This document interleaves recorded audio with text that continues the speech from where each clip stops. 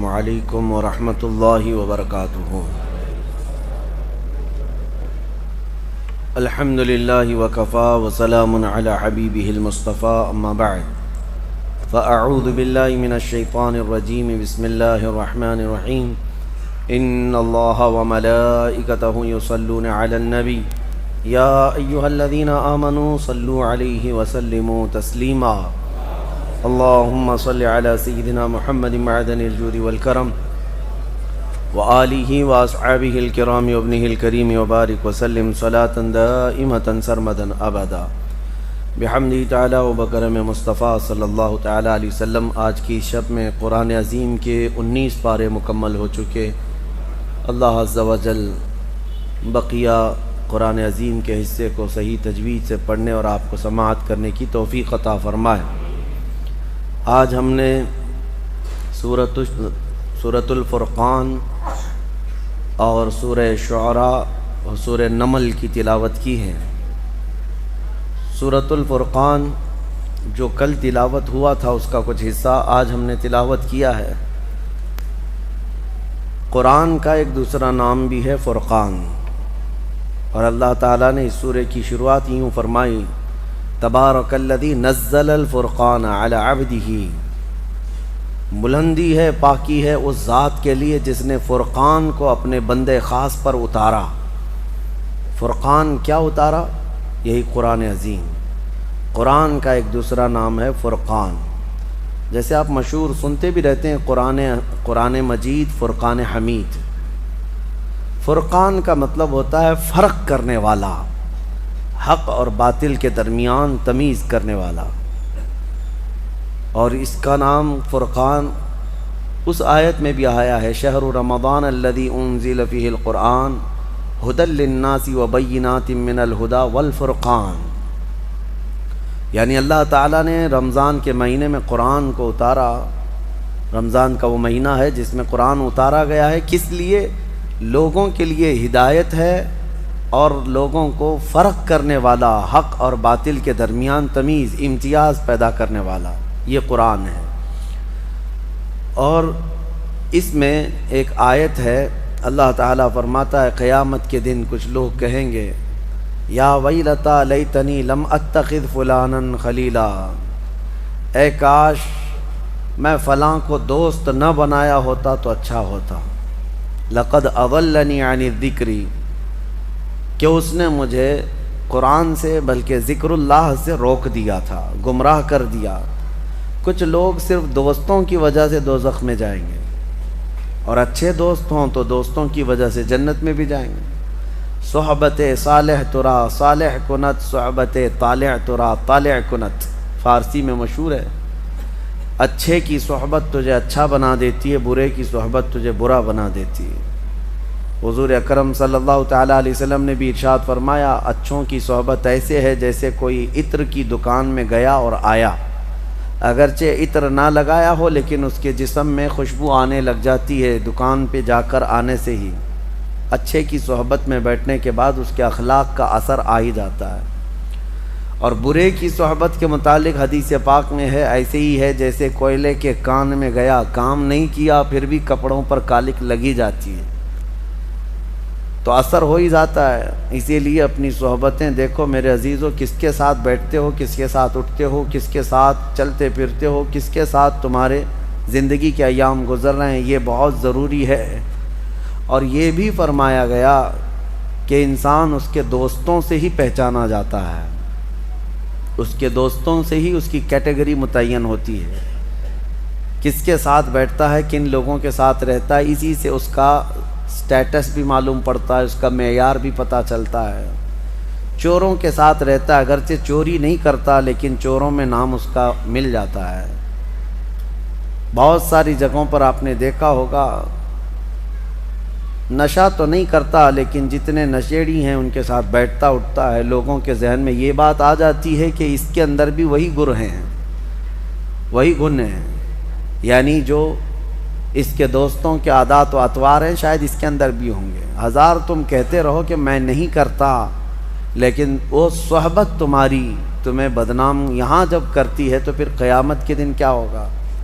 اللہ تعالیٰ فرماتا ہے قیامت کے دن کچھ لوگ چیخ رہے ہوں گے، چلا رہے ہوں گے، یا ویلتا لیتنی لم اتخذ فلانا خلیلا، اے کاش میں فلاں کی دوستی نہ کیا ہوتا تو اچھا ہوتا۔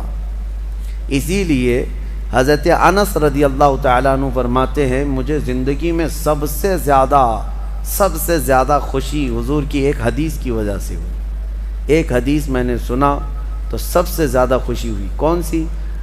نبی کریم صلی اللہ تعالیٰ علیہ وسلم نے ارشاد فرمایا المرء مع من احب، آدمی قیامت کے دن اسی کے ساتھ اٹھایا جاتا ہے جس سے وہ محبت کرتا ہے۔ حضرت انس کہتے ہیں اس حدیث سے مجھے بہت خوشی ہوئی۔ پوچھا کیوں؟ کہا اس لیے کہ میں رسول اللہ سے محبت کرتا ہوں، میں نبی پاک صلی اللہ علیہ وسلم سے محبت کرتا ہوں، اور جو حضور سے محبت کرتا ہے، خلفائے راشدین سے محبت کرتا ہے، اولیاء امت سے محبت کرتا ہے، قیامت کے دن وہ انہی کے ساتھ اٹھایا جائے گا۔ اور باقی جو پردے پر ناچنے والے، مجرا کرنے والوں سے محبت کرتا ہے وہ انہی کے ساتھ اٹھایا جائے گا۔ تمہاری کیٹیگری یہاں پر بھی متعین ہو جاتی ہے۔ بہرحال اللہ تعالیٰ اچھی صحبتیں عطا فرمائے۔ اور ایک اسی سورہ فرقان میں اللہ کے بندوں کی صفات اللہ نے بیان کی، وَعِبَادُ الرَّحْمَنِ الَّذِينَ يَمْشُونَ عَلَى الْأَرْضِ هَوْنًا، رحمان کے بندے جب زمین پر چلتے ہیں تو دھیمے انداز میں چلتے ہیں، یعنی اکڑ کر نہیں چلتے۔ رحمان کے بندے، ان کی تعریف میں اللہ نے کئی آیتیں نازل فرمائی۔ کون ہیں یہ؟ عباد الرحمن۔ عباد الرحمن ان کی تعریف میں آیتیں آئی ہیں۔ اور پھر دوسری ان کی صفت یہ ہے وَإِذَا خَاطَبَهُمُ الْجَاهِلُونَ قَالُوا سَلَامًا، جب جاہل لوگ ان سے بات چیت کرتے ہیں یا وہ جاہلوں سے آمنا سامنا ان کا ہوتا ہے تو یہ سلام کر کے گزر جاتے ہیں، جاہلوں سے بحث نہیں کرتے۔ کون؟ اللہ کے نیک بندوں کی صفت یہ ہے۔ جاہلوں سے بحث کرنا یہ اللہ والوں کی شان نہیں ہے۔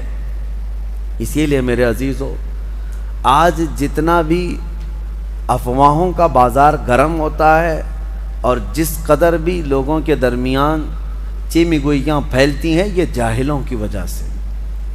جاہل ایسے ایسے مسائل پر بات کرنے آتے ہیں، اللہ کی پناہ، الامان والحفیظ۔ اسی لیے اللہ والوں کا یہ ہمیشہ سے طرہ امتیاز رہا ہے، وہ جہلا سے، جاہلوں سے جب ملاقات کرتے ہیں تو سلام کر کے گزر جاتے ہیں۔ آپ بھی اپنی یہ عادت ڈال لیں، جو پڑھا لکھا نہیں ہے یا جو جس طرح سے جاہل ہے، وہ اگر اعلیٰ قسم کی بحث لے کر بیٹھا ہے اور آپ بھی اس سے بحث کر رہے ہیں تو گویا کہ آپ کی بھی کیٹیگری وہی ہے، جاہلوں کی ہے۔ میں ایک مثال دیتا ہوں۔ امام اعمش تھے، ایک بہت بڑے امام گزرے ہیں۔ لوگ جو اہل علم تھے وہ آتے تھے اور ان کے پاس سوالات کرتے تھے، اور جب جاہل سوال کرتا ہے، اگر علم حاصل کرنے کے لیے ہو اور شریعت سے ریلیٹڈ ہو تو اچھا ہے، لیکن سوال میں اگر یوں کہے موسیٰ علیہ السلام ناشتے میں کیا کھاتے تھے، تم کو کیا پڑی ہے اس سے؟ امام احمد سے آ کر کے ایک شخص نے پوچھا کہ سنا ہے مسجد میں جب ہم سجدہ کرتے ہیں مٹی کی زمین ہوتی تھی، پیشانی پہ کنکریاں لگ جاتی ہیں، اور گھر میں جاتے ہیں ہم اسی طرح سے کنکریاں کے ساتھ، تو سنا ہے مسجد کی وہ کنکریاں آ جاتی ہیں لگ کر کے تو وہ چیختی رہتی ہیں، چلاتی رہتی ہیں کہ مجھے مسجد سے کیوں لے کر آیا۔ جیسے اور بھی بہت سارے لوگ یہ کہتے ہیں مدینے کی مٹی لے کر کے آؤ تو وہ روتی ہے، ہاں بہت روتی ہے، اس کا کیا کرنا چاہیے کہ وہاں سے اٹھا کر کے تم لائے اس کی پاکیزہ جگہ سے۔ امام اعمش نے فرمایا، جب اس نے سوال کیا کہ وہ کنکریاں روتی ہیں، چلاتی ہیں، تو اس کا کیا حل ہے، تو آپ نے فرمایا ان کے گلے مضبوطی سے پکڑ لو، وہ ساری کنکریوں کے گردن دبا کے رکھو تاکہ کوئی نہ چلائے۔ تو اس نے کہا بھلا کنکریوں کا کوئی گردن ہوتی ہے، گلا ہوتا ہے؟ تو انہوں نے پوچھا پھر چلاتی کہاں سے ہیں، کہاں سے چلاتی ہیں؟ تو یہ اس طرح کے بہت سارے معاملات۔ اور وہی ایک امام اور گزرے ہیں، ان سے کوئی آ کر ایک جاہل سوال کر رہا ہے، شیطان ابلیس لعین کی بیوی کا نام کیا تھا؟ آپ نے فرمایا میں اس کی شادی میں گیا نہیں تھا۔ تو یہ جاہلوں سے مخاطب ہونا یا مخاطب ہونا دونوں ضرر ہے. کبھی کبھار ایسا ہوتا ہے کہ جاہل تمہارے ایمانی درجے کو بھی گرا دے گا، تمہارے ذہن و دماغ میں شک پیدا کر دے گا. اسی لیے قرآن